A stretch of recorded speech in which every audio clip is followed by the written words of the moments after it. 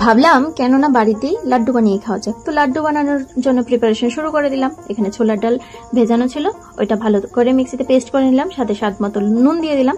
নুনের পরিমাণটা অবশ্যই কম থাকবে যেহেতু এটা মিষ্টি জাতীয় জিনিস। তারপর কড়াইতে দিয়ে দিলাম তেল।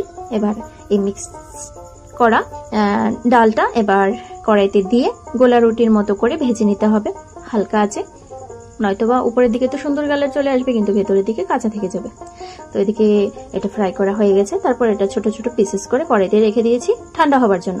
তো এদিকে মিক্সিতে মিক্সড করে নেওয়ার পর এবার কড়াইতে দিয়ে দিলাম ঘি, যাতে করে ফ্লেভারটা আরেকটু ভালো আসে। এবার ওই যে পেস্টটা ছিল ঝুরঝুরে পেস্টটা, এটা আবার দিয়ে হালকা আছে আবার কিছুক্ষণ ভেজে নিতে হবে। এতে করে এই মিহিদানাটা আরো মিহি হয়ে যাবে, ঝুরঝুরে হয়ে যাবে, তাই না?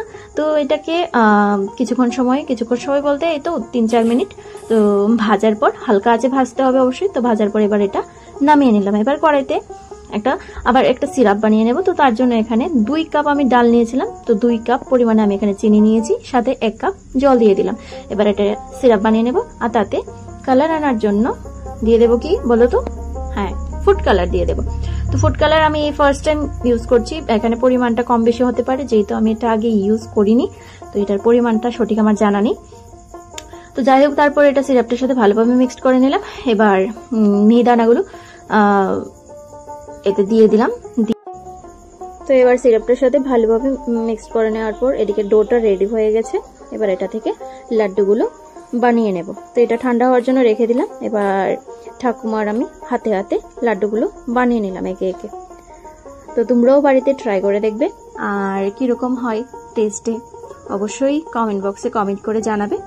ভিডিওটি ভালো লেগে থাকলে অবশ্যই লাইক, কমেন্ট, শেয়ার এবং চ্যানেলটিকে সাবস্ক্রাইব করে দিও। আর যারা ফেসবুক পেজ থেকে দেখছো পেজটিকে ফলো করে দিও।